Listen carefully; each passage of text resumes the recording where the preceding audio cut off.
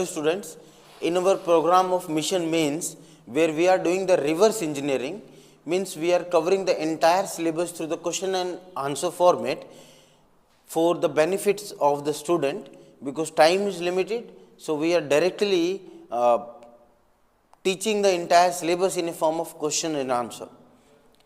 So see, this is a question in front of you. Discuss the concept of shadow zone and how it helps in the understanding of interior of earth. 15 marks question, it is of 250 words. Okay dear. So see, there are two basic things into this question that has to be dealt into your answer. So one is the concept of the shadow zone, that is the core part of the answer.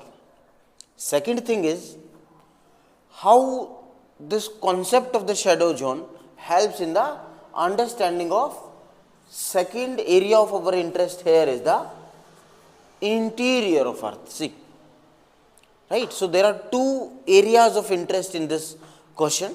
So in our answer we have to properly address that. One is the concept of shadow zone and we have to link it further in the understanding of the interior of the earth. So as before starting this topic, one thing I hope all of you should know, interior of earth is divided into layers of different chemical composition and mineralogical composition. Similarly, on the basis of physical properties also, interior of earth is divided into layers. So the question is basically asking how this shadow zone concept reveals about the layers of the interior of the earth. Understand here? So see, before coming to the structuring of the answer, let's discuss about the concept of the shadow zone in brief, so that you will be in position to write a very good answer.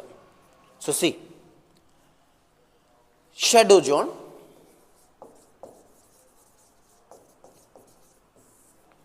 actually it is that part of the earth surface where our seismic waves are not recorded. So I have used the word seismic waves. Seismic waves. So in order to understand the concept of shadow zone, there is need to go into the background of the seismic waves first. So dear, you see the two words here. One is the seismic, second is the waves. Seismic, it does mean earthquake, right? And you know the second word is the wave. Wave is a manner of a travel of the energy. Like I am speaking, so the energy is traveling into this medium. Medium here is the air. So energy is traveling in this air in a form of sound wave. Similarly, light from sun to the earth. So light travels, light is a form of energy, you know. Heat is a form of energy, you know. So heat, light, sound, they travel in a form of energy. Heat, light, sound, they travel in a form of waves. So for traveling, waves require disturbance of the medium, right? Disturbance means the particles of the medium, they themselves don't move. They only oscillate at their mean position. Like consider this air. So in this air, there are small particles of the air. Minute particle or smallest particle is the atom, you know, which has a proper structure. So when I say hello, so energy comes out and it hit a one atom of the air. That atom of the air oscillate. Oscillate means displacement from the mean position but coming back to the mean position. Mean means original position. Like suppose this is a one particle. So as it get a energy, what happen? It simply starts oscillating, like up and down oscillation, right? So it goes up, it comes down, it goes down, comes up. So this is its mean position. So at its mean position, it is coming back time and again. This motion is called as oscillation. Understand? And in layman term, it is a disturbance of a medium particle. So it is oscillating up and down like this way. Like you can imagine a pendulum, right? pendulum of your clock that is oscillating like this way. So time and again coming back to its mean original position. This thing is called as energy travel, that is a wave. So it can move up and down this way. So by moving up and down, it hit the next particle. Means it transfer the next energy to the next particle. Now next particle also starts oscillating. By this way, this next particle hit the next one or transfer the energy to the next one. Now next also starts oscillating up and down. So particles are oscillating up and down, and they are transferring the energy to the next. So energy is traveling in this direction. So in this direction you can say wave is traveling, but particles are oscillating up and down. Such type of wave is called as transverse wave, isn't it? Transverse, so movement of the particle means oscillation of the particle is up and down, but how energy is traveling this way. So energy is traveling in this direction, but particles are oscillating up and down. So they make a 90-degree angle with the direction of the propagation of wave or energy. Such type of wave is called as transverse wave. Actually, why I want to explain this topic in detail, because waves, our seismic waves are also either transverse wave or longitudinal wave.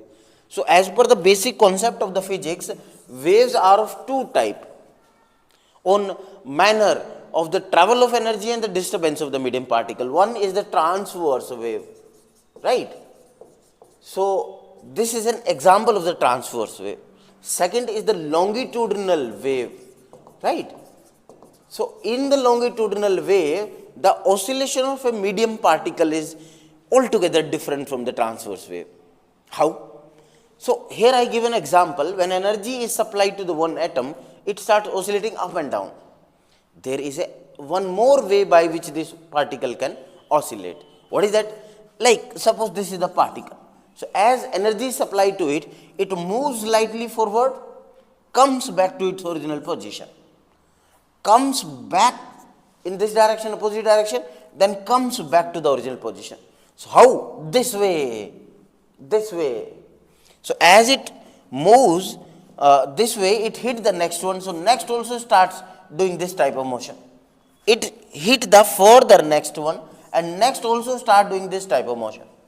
This is dear called as to and fro motion, right? It is to and fro motion or to and fro oscillation, but this one is called as up and down oscillation, isn't it?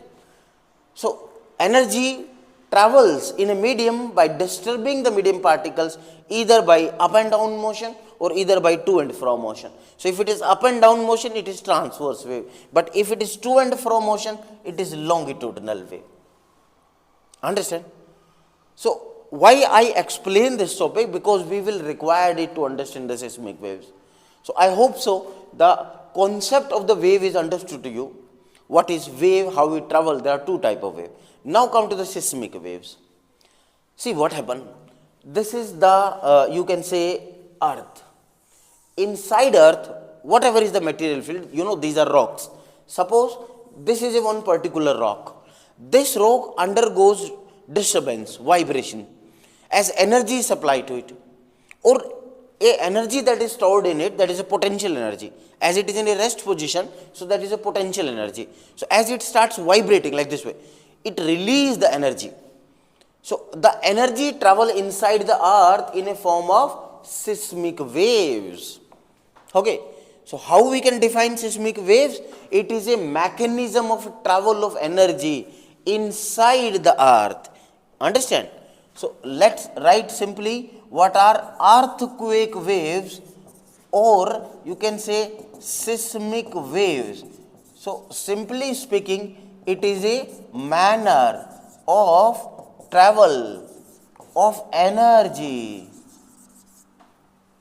inside the earth, inside earth, due to the earthquake.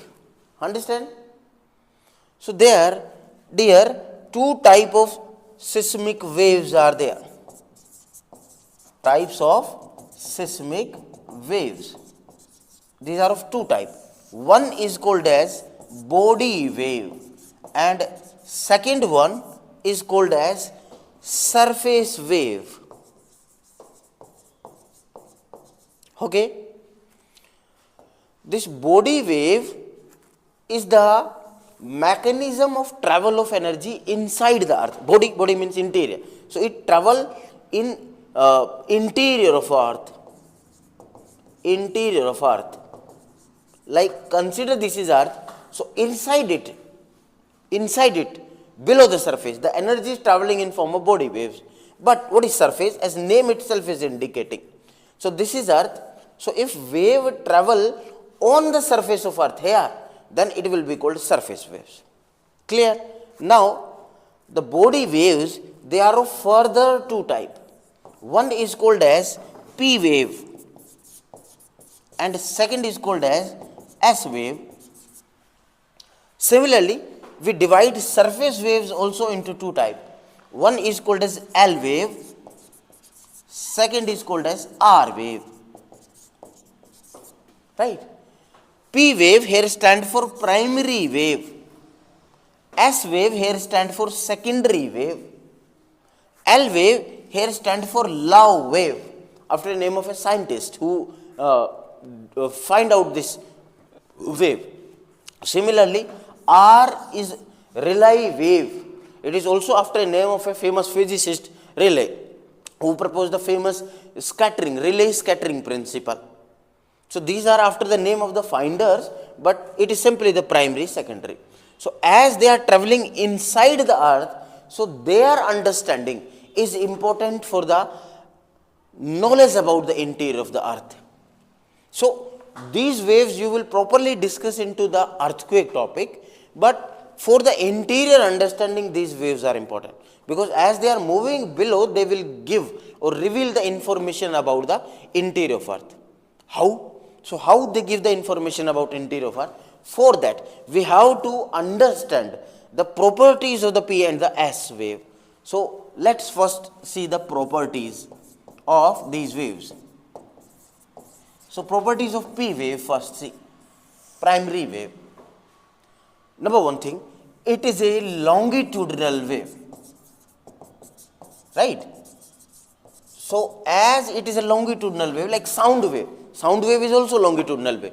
As I am speaking, so how the medium particle is disturbing? To and fro. So I say hello, air particle disturb to and fro. Hit the next one, pass the energy to the next one, to and fro. So this way, energy is traveling.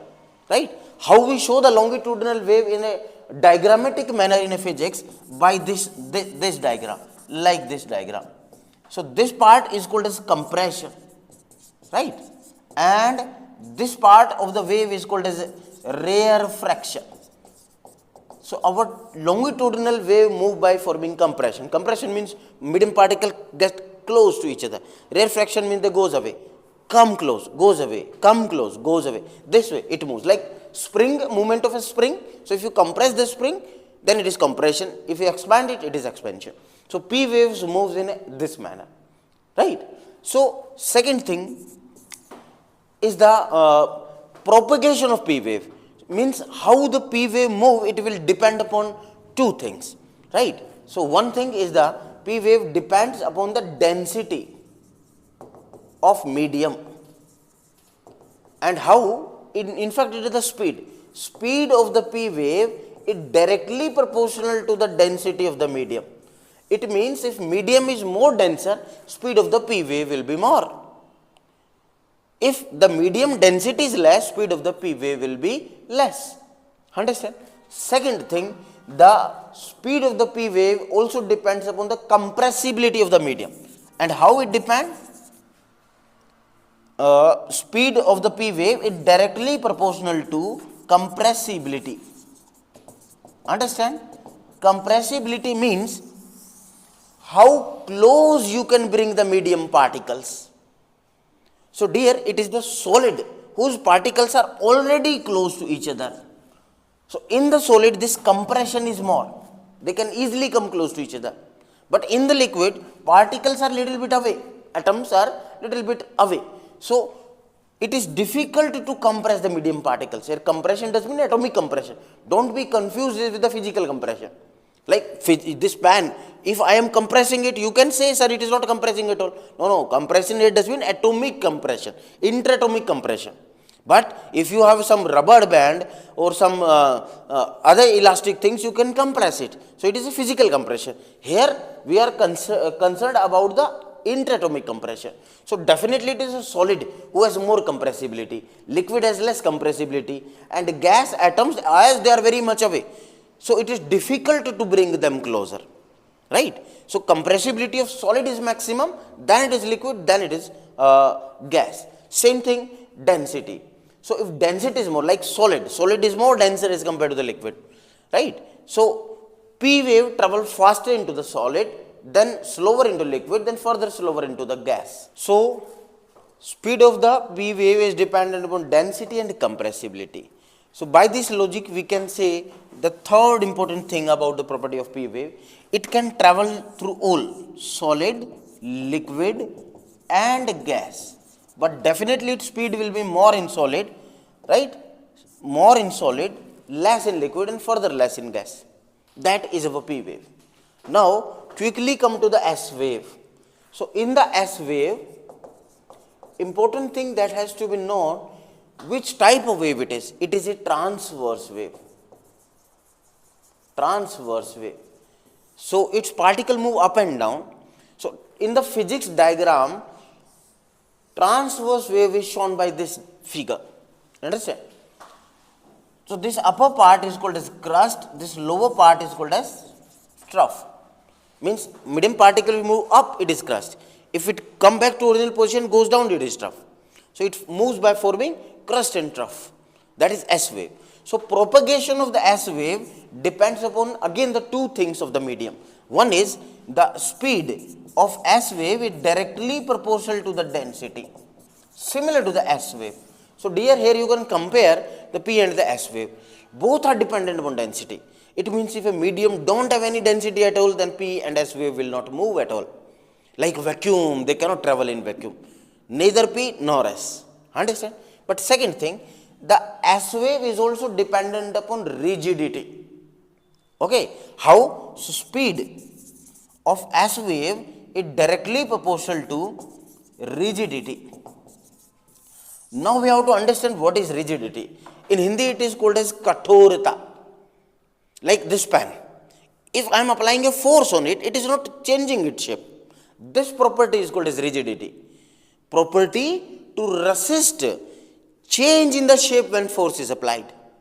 So I am applying a force, but this pen is not changing its shape easily. This property is rigidity of this pen, right?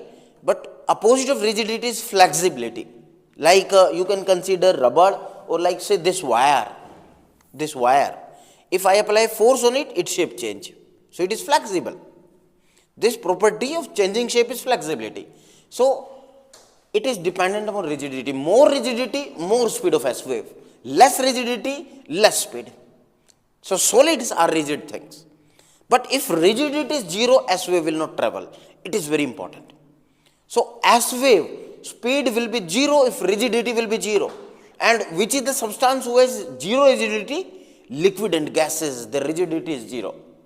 Like you can take the water. If you put water into a bottle, it will acquire the shape of bottle. If you put in some other vessel, it will acquire the shape of that vessel. Why so? So liquid or water is changing its shape very easily without any resistance. So rigidity of liquid and gases is zero. So they can't travel through liquid and gas. Understand? So S wave can, you can say, travel through solid only. They can't travel through liquid or gas. Understand? This property of the S and P wave will be very, very helpful in understanding of the interior of the earth. Right? Let's see how. Then we will be able to understand the concept of shadow zone. So, dear, say this is earth. Inside earth, here, suppose disturbance is created, earthquake is generated. The place where earthquake is generated is called as focus, right?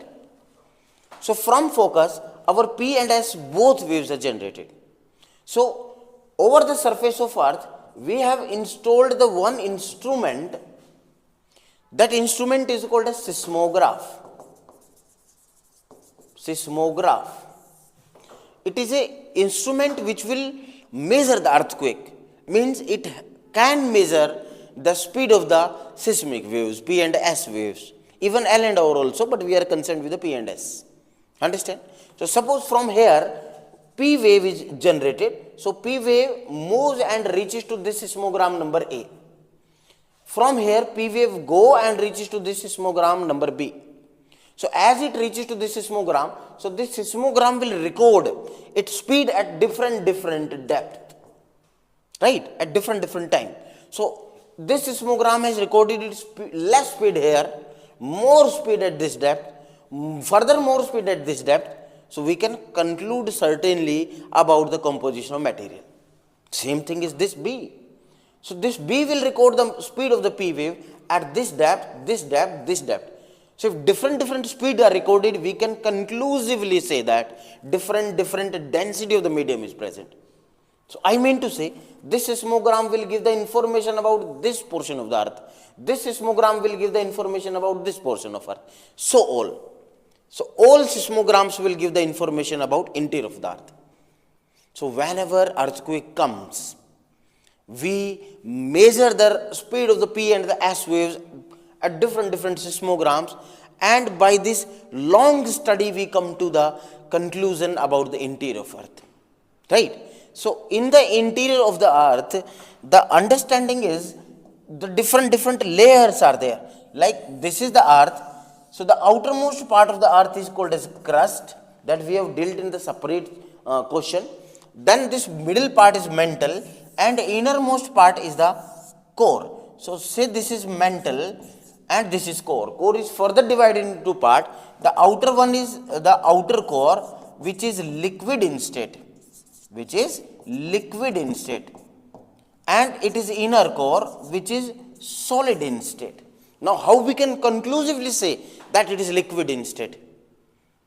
Outer core is liquid in state by analyzing the pattern of the our seismic waves. So just for a while, let's interpret about the readings of the seismogram. So here I am writing interpretation of seismograph. Number one thing, seismograph tell us that from surface to approximately you can say 100 kilometer of depth, the speed of P wave is nearly 5.6 kilometer per second. Speed of S wave is nearly 3.6 kilometer per second. So by and large, these waves travel with the same speed in this zone. Same speed doesn't mean density is same. So we can conclusively say that this is a one layer of the earth upper part, because here P and S wave behavior is same. So material is same. See, suddenly what happened in the next part? From 100 kilometer downward in the interior to the next 100 kilometer, means from 100 kilometer to 100 kilometer from surface, there is an increase of speed of both P and S wave. The speed get increased up. Actually, it is increased with a uniform acceleration.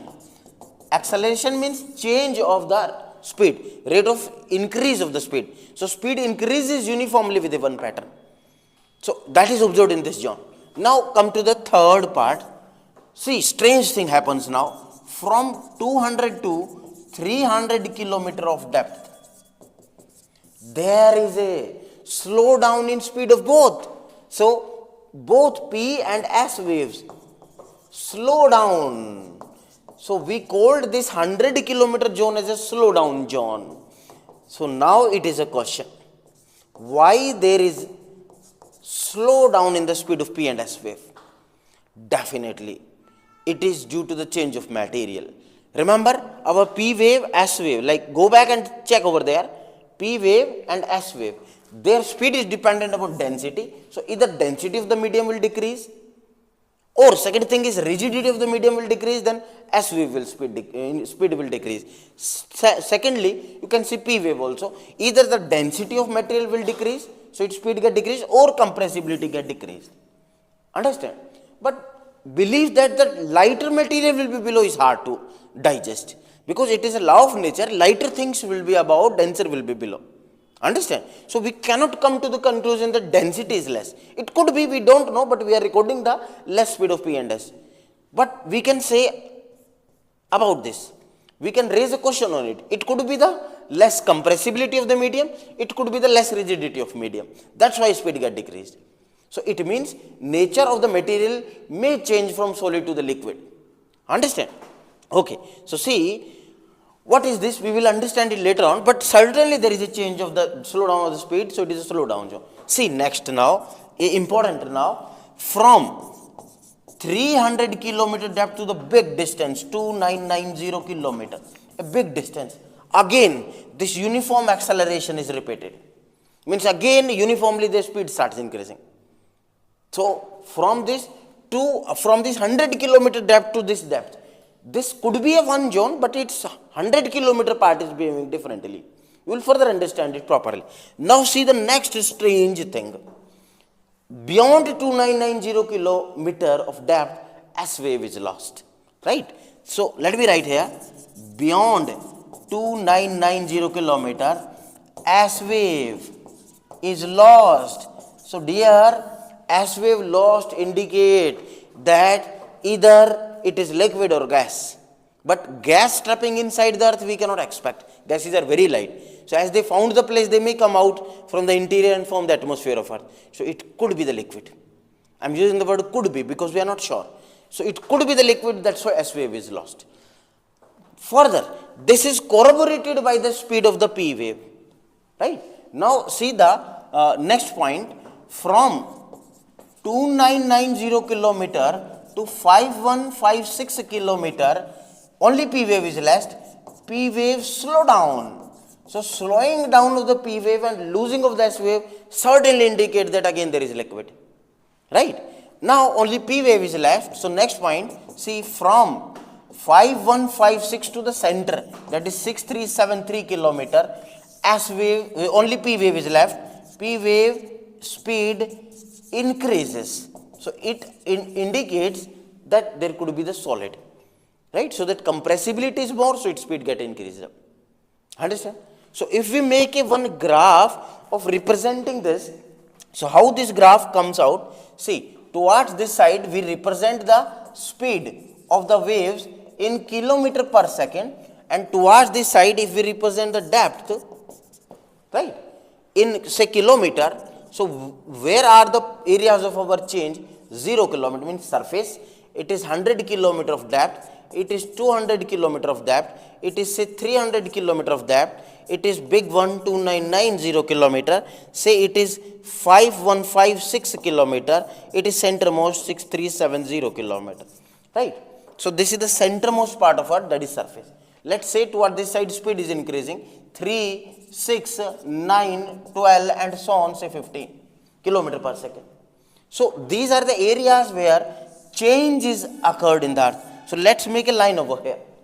So this yellow line indicates this yellow one. The yellow indicates a P wave, and this another color, say this green one, it indicates S wave.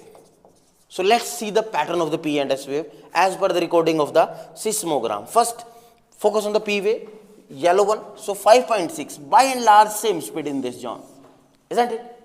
Then from 100 to 200 there is a uniform acceleration. Uniformly speed get increased toward this side. Then again there is a slow down into the speed in this zone. Then again this uniform acceleration is recorded.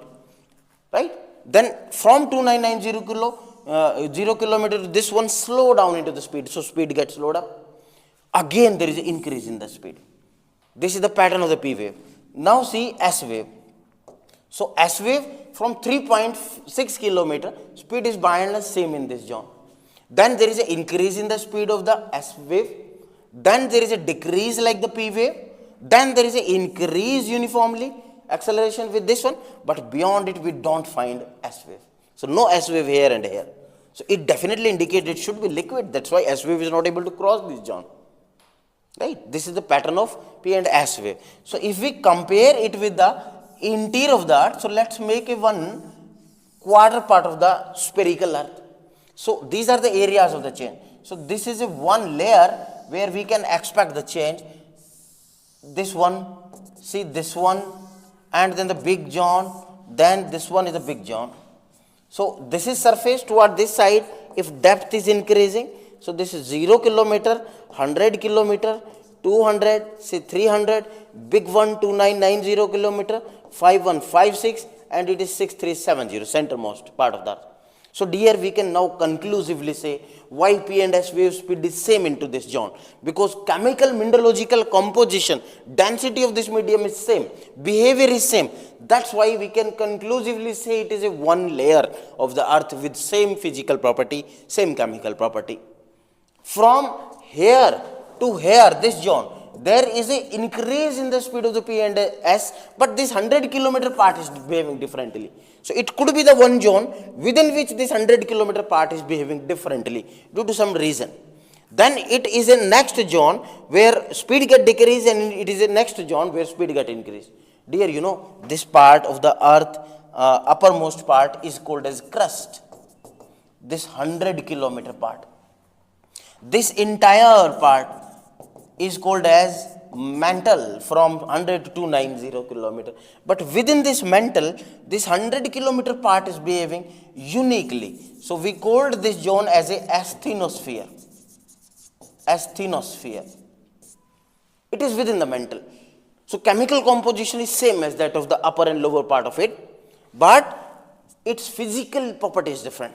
It is little bit viscous in nature, semi-solid in nature. That's why as it is semi-solid, so rigidity get decreased up, so P wave speed get decreased up. Right? S wave speed get decreased up. Compressibility get reduced, that's why the speed of the P wave get reduced up. Now, this part is surely the liquid, that's why S wave is not able to pass. So it is called as outer core, that is liquid into the state. It is solid, that's why the speed get increased up. It is inner core. Right? So here we have certain important questions, why it is liquid, why it is solid. So we will deal it in separate part, but understanding of the P waves helps, P and S wave speed helps us to reveal about the interior of earth. Right? So by this way, go back to the first slide, this is the question. Right? So concept of the shadow zone helps in the understanding of interior part of the earth. So in this 20-minute or 25-minute part, we have only discussed the interior part of the earth. Now, we will come to this shadow zone concept, and by that way, we will relate that and frame an answer, how to write this answer. So that is our strategy into this reverse engineering course, where first we will tell you the concept. Like I have tell you the concept of interior and interior here.